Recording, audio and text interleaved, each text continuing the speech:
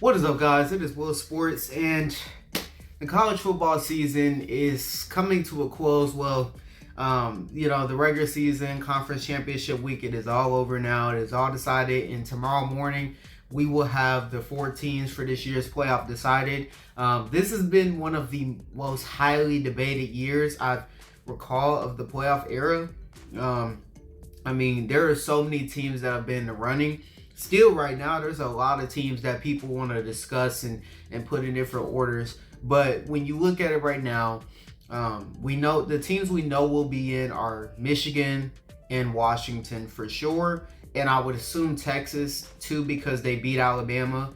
So I would assume those three teams are going to be in. The debate comes in, you have a 13-0 Florida State team that won the ACC, played LSU out of conference, beat them.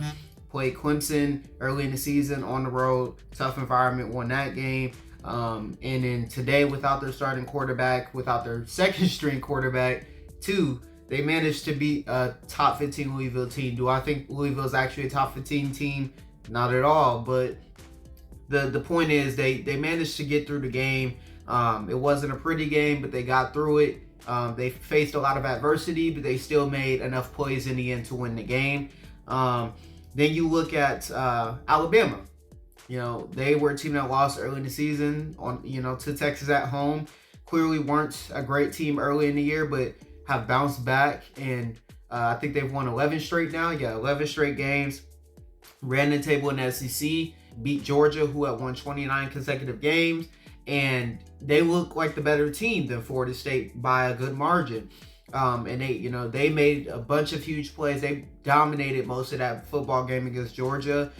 Georgia, made it close towards the end, but for the most part, Alabama had complete control of the game. And so now it's going to come down to a debate between those two. Some people want to throw Georgia and Ohio State in this.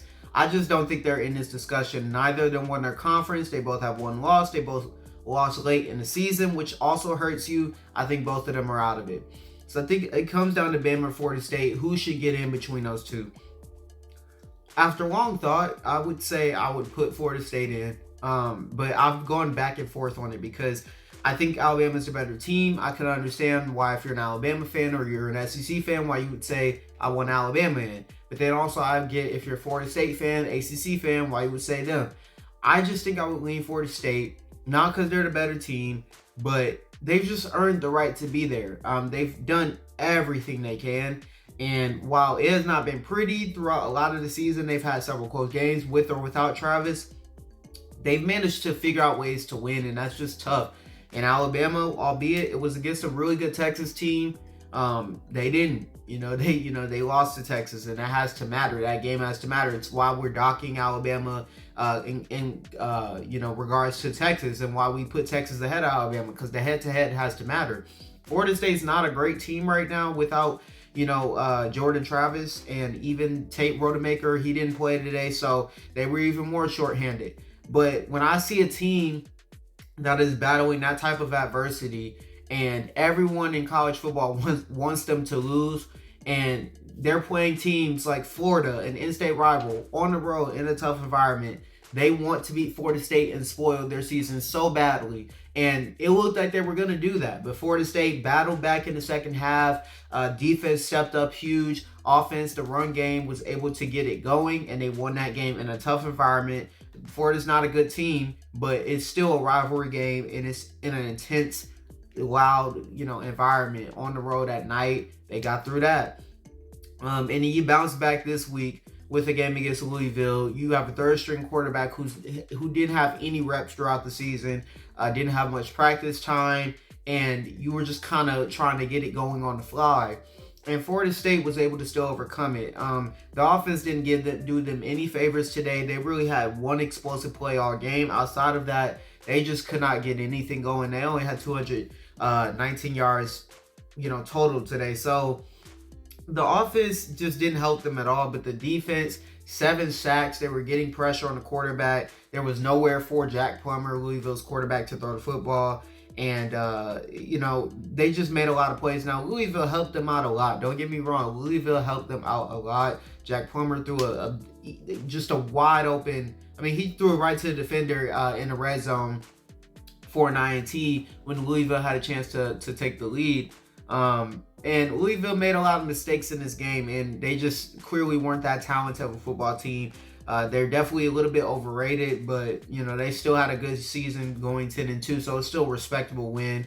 But it's Florida State. I just want to give them credit for facing the adversity they did and battling and coming through and getting the win. It's not easy to go 13-0, and I just think that has to matter.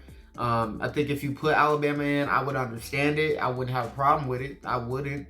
But I think it's also setting a bad precedent. And when you've never left the Power 5 undefeated out, even though it's a different type of year because of the amount of teams that are in the discussion, you're setting a bad precedent just because Florida State, did everything they could. And if your team going forward and you do everything it is a 12-team playoff coming, going forward, but you're a team that did everything you could, and now you have people in a committee telling you, well, hey, it's not good enough.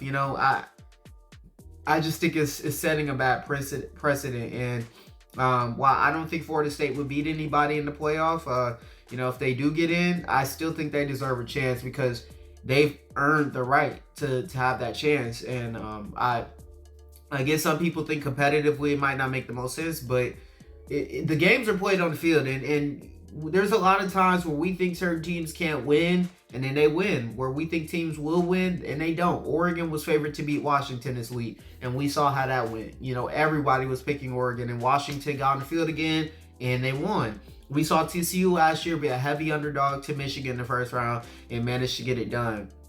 I still think this is a Florida State team with a lot of talent, and if Tate Rodemaker is a quarterback, I have a little more faith in his team. And with a month to prepare, I feel like that's actually a good thing for this team. I think part of the problem the last 2 weeks is that they only had a week to prepare, and it was so, the Jordan Travis injury came out of nowhere. And then the Tate Rodemaker injury came out of nowhere. So they didn't have much time to prepare for these games and really drop a great game plan and watch a lot of film, or watch as much film as they'll be able to watch the next 3 weeks for whoever they play, whether it's Michigan or Washington.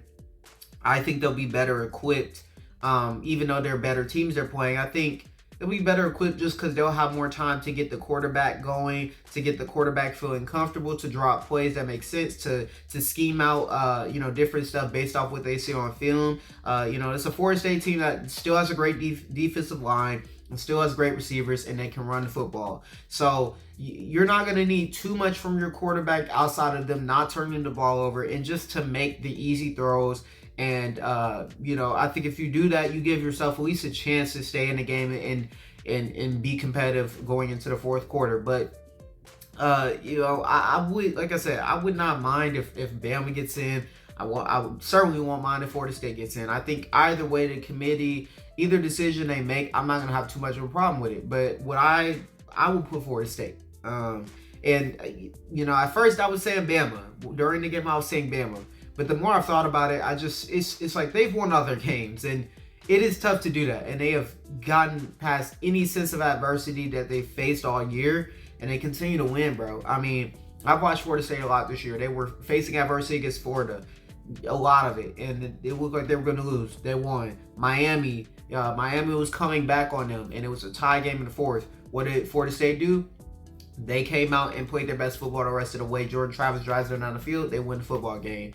Early in the season against LSU, in that game, they weren't playing good. And, it looked like LSU offense was going to be able to have success the entire way. What did Florida State do in the second half? Completely shut down LSU. Clemson, earlier this season, Clemson was outplaying them, but their defense made timely plays, and in overtime, they were able to make the biggest play of the game and win the football game. They've been doing that all season. And I just have to give them credit for that. And I know a lot of people aren't going to like it. I know a lot of people think that Florida State is going to get their ass kicked in this playoff, and it's a possibility for sure. But when you go 13-0 in a Power 5 conference, and you've beaten teams that the committee deems to be top 25, and you consistently are overcoming adversity with or without your best player, I think that's something that has to matter. And we have to focus on what happened on the field. And I would give Florida State the nod. But I don't think you can go wrong either way. Both these teams are very much deserving. I want to give Nick Saban a lot of credit for what he's done with Alabama this year. They have just completely turned around their season after our early season loss, and Jalen Monroe, just a player that's gotten so much better. He didn't have a great game today, but he just made so many timely plays with his legs. He was clutch and made some great throws for touchdowns. And he's a guy that's just progressed as a passer so much, and his mind in reading the field and not turning the ball over. He's just gotten a lot better. He's a very extremely good talent, and I think he's gonna be back next year too for Alabama. So I wouldn't write about Alabama being a top 5 team next year again. So this is a great discussion. I can't wait for tomorrow's show to see what the committee does. But this is the best discussion we've had, because usually it's pretty set in stone on who that 4th team is gonna be, or who the top 4 is gonna be. We've had a few debates. The first year we had Ohio State, TCU, Baylor. 2018 we had Oklahoma versus Ohio State. We've had several debates over the years. We had Ohio State and Penn State a few years back. Penn State had the head-to-head, but they had one extra loss, but they won the conference. It was a debate, but this is the most heated debate I think we've had, and with good reason. Georgia and Ohio State are definitely 2 great teams as well, but like I said, they're just not deserving. They don't meet the deserving criteria. I think it has to be a mix of best and deserving, and I think Florida State just wins that argument, in my opinion. But like I said, regardless of what the committee does, I'm still excited to watch the playoff. If we don't get an SEC team in the playoff this year, I don't see a problem with that. It'll be fine to me. It'd be refreshing, actually. And if we do, and Bama gets in, well, hey, Bama, played great the last, half of the season, and beat the best team in the country today. So if they get in, and I wouldn't have a problem with it, because the SEC's proved themselves in the playoffs plenty of times, and they've been the best conference over the past however many years. So we'll see what happens, but let me know what you guys think down below. Do you think FSU should be in? Do you think Bama should be in? Is there another team that you think should be in? Let me know what you guys think down below. And yeah, those are my thoughts. It's been Will Sports. Peace.